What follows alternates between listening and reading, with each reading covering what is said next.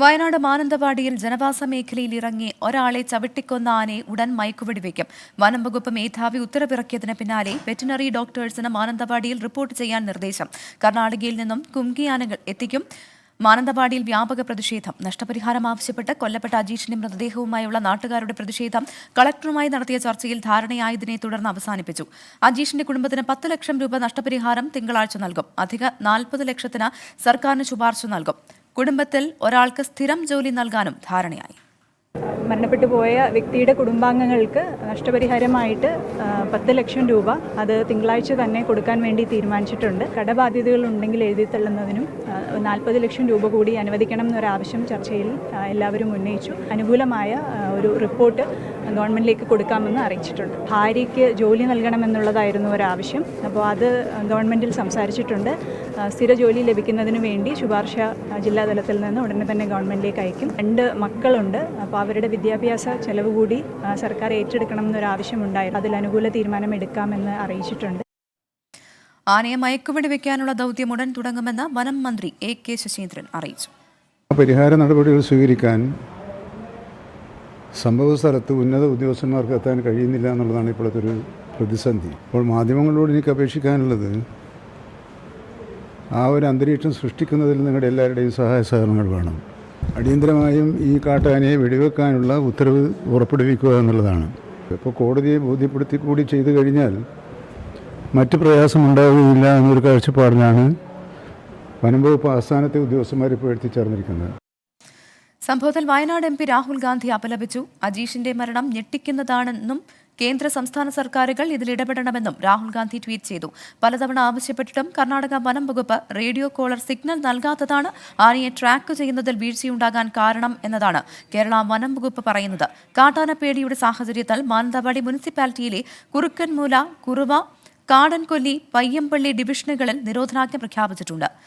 വിവരങ്ങളുമായി സജോ ദേവിസിയും കിഷോർ തോമസും അഭിജിത്ത് മുഴക്കുന്നും ചേരുന്നുണ്ട്. ആദ്യം അഭിജിത്ത് മുഴക്കുന്നിലേക്ക് പോകുന്നു. അഭിജിത്ത്, ഇന്ന് രാവിലെ 9 മണിക്ക് തുടങ്ങിയ പ്രതിഷേധമാണ്. അത് കളക്ടറുടെ ഭാഗത്തു നിന്നൊരു ഉറപ്പ് കിട്ടിയ സാഹചര്യത്തിലാണ് ഈ പ്രതിഷേധം അവസാനിപ്പിക്കാൻ ഈ പ്രതിഷേധക്കാർ തയ്യാറായത്. പക്ഷേ അതേസമയം തന്നെ ഇപ്പോൾ ഈ ആന എവിടെയുണ്ട് എന്നുള്ള കാര്യത്തിൽ അവർക്ക് കൃത്യമായ വിവരം നൽകണമെന്നുള്ള ആവശ്യവും നാട്ടുകാരുടെ ഭാഗത്തുനിന്ന് ഉണ്ടാകുന്നുണ്ടായിരുന്നല്ലോ. എന്താണ് നിലവിലെ സാഹചര്യം?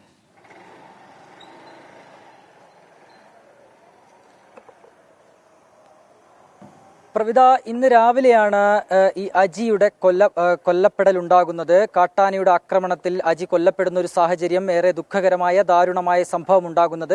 അതിനുശേഷം വലിയ രീതിയിലുള്ള പ്രതിഷേധം ഈ വയനാട് ജില്ലയിലാകെ ഉണ്ടായി. മാനന്തവാടിയിൽ, കൽപ്പറ്റയിൽ, അങ്ങനെ വിവിധ പ്രദേശങ്ങളിൽ റോഡുകൾ ഉപരോധിച്ചുകൊണ്ടുള്ള ഒരു പ്രതിഷേധം നാട്ടുകാരുടെ ഭാഗത്തു നിന്നുണ്ടായി. അവർ ഉന്നയിച്ച ഏറ്റവും പ്രധാനപ്പെട്ട കാര്യം ഈ വന്യമൃഗ ശല്യം, വന്യമൃഗങ്ങളുടെ മനുഷ്യർക്ക് നേരെയുള്ള ആക്രമണം, ഇതിൽ ശാശ്വതമായ ഒരു പരിഹാരം കണ്ടെത്തുക എന്നുള്ളതായിരുന്നു ഇവരുടെ ഏറ്റവും പ്രധാനപ്പെട്ട ആവശ്യം. ഒപ്പം തന്നെ കൊല്ലപ്പെട്ട അജിക്ക് നഷ്ടപരിഹാര തുക നൽകുക, അജിയുടെ കുടുംബത്തിൽ ഒരാൾക്ക് സ്ഥിരമായ ജോലി നൽകുക, ഇത്തരം ആവശ്യങ്ങൾ ഉന്നയിച്ചുകൊണ്ടായിരുന്നു ഇവരുടെ ഒരു പ്രതിഷേധം രാവിലെ മുതൽ ഏതാണ്ട് 9 മണി മുതൽ ആരംഭിച്ചത്. മണിക്കൂറുകളോളം ഈ പ്രതിഷേധം നീണ്ടുനിന്നു. ആദ്യം ഈ മാനന്തവാടി ടൗണിൽ അജിയുടെ മൃതദേഹവുമായി നാട്ടുകാർ റോഡ് ഉപരോധിച്ചുകൊണ്ടുള്ള ഒരു പ്രതിഷേധത്തിലേക്ക് നീങ്ങി. അതിനുശേഷം സബ് കളക്ടർ ഓഫീസിലേക്ക് ഈ പ്രതിഷേധം നീണ്ടു. അവിടെ വെച്ചാണ് ഈ കലക്ടറും സ്ഥലം MLAയും ഉൾപ്പെടെയുള്ളവരുടെ നേതൃത്വത്തിൽ ഒരു ചർച്ച നടന്നത്. ഇപ്പോൾ ഏറ്റവും നിർണായകമായ ഒരു വിവരം പങ്കുവയ്ക്കാൻ കിഷോർ തോമസ് ചേരുന്നുണ്ട്. കിഷോർ, ഈ ആന എവിടെയാണ് നിലവിലുള്ളതെന്നുള്ള കാര്യത്തിൽ വ്യക്തമായ വിവരം ലഭ്യമാകുന്നുണ്ടോ?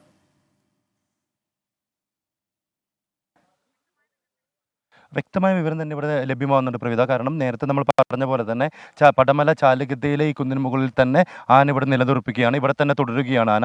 വീണ്ടും ജനവാസ മേഖലയ്ക്കരികിൽ തന്നെയാണ് ആനയുള്ളത് എന്ന് വ്യക്തമായ വിവരം ലഭിക്കുകയാണ്. അതോടൊപ്പം തന്നെ ഏറ്റവും പ്രധാനപ്പെട്ട കാര്യം, ഏതാണ്ട് ഒരു 200 മീറ്റർ അപ്പുറം ഈ റോഡരികിൽ, നമ്മളിപ്പോൾ കണ്ടുകൊണ്ടിരിക്കുന്ന റോഡരികിന് ഒരു 200 മീറ്റർ മുകളിൽ ആനയുണ്ട് എന്നുള്ളൊരു തരത്തിലുള്ള വിവരം വനംവകുപ്പിൽ നമ്മളോട് കഴിഞ്ഞു എന്ന തരത്തിലുള്ള വിവരം നമ്മളോട് ലഭിക്കുന്നുണ്ട്. അതുകൊണ്ട് തന്നെ ഇവിടെയുള്ളവരോടൊക്കെ ജാഗ്രത പാലിക്കണമെന്നുള്ള കൃത്യമായ ഒരു നിർദ്ദേശം നൽകുന്നുണ്ട്. അതോടൊപ്പം തന്നെ രണ്ട് കുങ്കിയാനകൾ ഇവിടെ എത്തിച്ചേർന്നുണ്ട്. ഭരതും വിക്രമും എന്നുള്ള രണ്ട് കുങ്കിയാനകൾ ഇവിടെ എത്തിയിട്ടുണ്ട്. ആ രണ്ട് കുങ്കിയാനകൾ അവരെയും എത്രയും പെട്ടെന്ന് ഇങ്ങോട്ട് തന്നെ ഈ പ്രദേശത്തേക്ക് തന്നെ എത്തിച്ച് ബാക്കി തുടർ നടപടികളിലേക്ക് എത്തിക്കും. കൃത്യമായി ആനയെ അവിടെ ലൊക്കേറ്റ് ചെയ്യുക, അവിടെ എവിടെ വെച്ച് നമുക്ക് മയക്കുവെടി വെക്കാൻ പറ്റും തുടങ്ങിയ കാര്യങ്ങൾ കൃത്യമായി മനസ്സിലാക്കാനുള്ള ശ്രമത്തിലാണ് വനം വകുപ്പ്. എന്നാലും ഈ റോഡ് അരികിലെ ഏതാണ്ട് ഒരു 200 മീറ്റർ അകലെയായി ആനയുണ്ട് എന്നുള്ള കാര്യം കൃത്യമായി ലൊക്കേറ്റ് ചെയ്യാൻ ഈ ചാലിഗദ്ദയിലെ പടമല ചാലിഗദ്ദയിലെ ഇവിടെ തന്നെ കൃത്യമായി ആന ഉണ്ട് എന്നൊരു സ്ഥിരീകരണം ഇപ്പോൾ തന്നെ ഉറപ്പുവരികയാണ്. ജനവാസ മേഖലയ്ക്കരികിൽ തന്നെ ആന ഇപ്പോഴും നിലയുറപ്പിക്കുന്നു എന്ന കൃത്യമായ വിവരമാണ് ഇപ്പോൾ ഇവിടെ നിന്ന് ലഭിക്കുന്നത്. ഇനി നടക്കേണ്ടത് കൃത്യമായി സ്വീകരിച്ചേ പറ്റൂ. അതേസമയം ഇതിന് രണ്ട് കാര്യങ്ങളെക്കുറിച്ച് കൃത്യമായി പഠനം നടത്തും. കാരണം മയക്കുവെടി വെക്കുകയാണെങ്കിലും ഒരു കാര്യം അതോടൊപ്പം തന്നെ നമ്മൾ കുങ്കിയാനകളെ എത്തിച്ചിട്ടുണ്ട്. ഇനി കർണാടകയിൽ നിന്നും കുങ്കിയാനകൾ ഇനി വരാനുമുണ്ട്. അതുപോലെ തന്നെ കേരളത്തിൻ്റെ പല ഭാഗത്തു നിന്നും വെറ്റിനറി ഡോക്ടർമാർ കൃത്യമായി ഇവിടെ എത്തുകയും അതിനുള്ള സജ്ജീകരണങ്ങൾ മയക്കുവെടി വെച്ച് ആനയെ മുത്തങ്ങയിലേക്ക് കൊണ്ടുപോകാനുള്ള നടപടികൾ തുടരുകയും ചെയ്യേണ്ടതുണ്ട്. അത്തരം കാര്യങ്ങൾക്ക് വേണ്ടിയിട്ടാണ് ഇവിടെ കാത്തിരിപ്പ് നീളുന്നത്. എങ്കിലും നമ്മുടെ ഭീതി പൂർണ്ണമായും ഒഴിയുന്നില്ല. ആന പടമല ചാലിഗദ്ദയിലെ കുന്നിൻ മുകളിൽ കൃത്യമായി ഇപ്പോഴും നമുക്ക് ഏതാണ്ട് 200 മീറ്റർ അകലെ ആനയെ കൃത്യമായി ലൊക്കേറ്റ് ചെയ്യാൻ കഴിഞ്ഞിട്ടുണ്ട്. അവിടെ തന്നെ ആന തുടരുന്ന ഒരു കാഴ്ചയാണ്. ജനവാസ മേഖലയിൽ തന്നെ ആന തുടരുന്നുണ്ട്. കിഷോർ, ജനവാസ മേഖലയിലാണ് ആന തുടരുന്നത്. ഈ പ്രദേശത്തൊക്കെ നിരോധനാജ്ഞ പ്രഖ്യാപിച്ചിട്ടുമുണ്ട്. ഈ മയക്കുവെടി വയ്ക്കാനുള്ള മറ്റു നടപടികളിലേക്കൊക്കെ കടക്കുന്നുണ്ടോ വനം വകുപ്പ് ഇപ്പോൾ?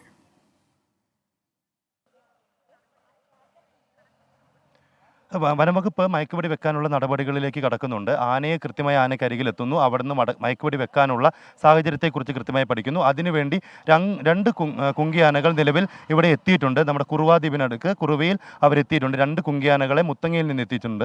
ഇനി കർണാടകയിൽ നിന്നും കുങ്കിയാനകൾ എത്തുന്നതിനുള്ള കാര്യങ്ങൾ മുന്നോട്ട് പോയിക്കൊണ്ടിരിക്കുകയാണ്. അതോടൊപ്പം തന്നെ കേരളത്തിൻ്റെ പല ഭാഗത്തു നിന്ന് വെറ്റിനറി ഡോക്ടർമാർ ആവശ്യത്തിന് വേണ്ടി അവരും ഇതോടൊപ്പം തന്നെ മാനന്തവാടിയിലെത്തി ഈ പ്രദേശത്തേക്ക് എത്തുന്നതിനുള്ള കാര്യങ്ങൾ മുന്നോട്ട് പോവുകയാണ്. ഇപ്പോൾ കൃത്യമായി ഈ റേഡിയോ കോളർ ഘടിപ്പിച്ച ആനയായതുകൊണ്ട് തന്നെ കൃത്യമായി അതിൻ്റെ സിഗ്നലുകൾ സ്വീകരിച്ചുകൊണ്ട് ഇവിടെ കൃത്യം 200 മീറ്റർ അപ്പുറം ആന ഈ ജനവാസ മേഖലയിലുണ്ട് എന്ന് തിരിച്ചറിയുകയും കൃത്യമായി ആനയുടെ അരികിലെത്താനുള്ള ശ്രമങ്ങൾ കൃത്യമായി നടപ്പിലാക്കുകയും ചെയ്യുകയാണ് ഇവിടെയുള്ള വനവകുപ്പുകൾ. ശരി, കുങ്കിയാനകളെ എത്തിച്ച ഉടൻ തന്നെ മയക്കുവെടി വയ്ക്കാനുള്ള നടപടിയിലേക്ക് വനം വകുപ്പ് കടക്കും എന്നാണ് ഇപ്പോൾ മനസ്സിലാക്കുന്നത്. എന്നാൽ ഈ ആന ഇപ്പോഴും ആ പ്രദേശത്തെ ജനങ്ങളുടെ ആശങ്കയേറ്റിക്കൊണ്ട് ജനവാസ മേഖലയിൽ തന്നെ തുടരുകയാണ്. അവിടെ കനത്ത സുരക്ഷയാണ് ഏർപ്പെടുത്തിയിരിക്കുന്നത്.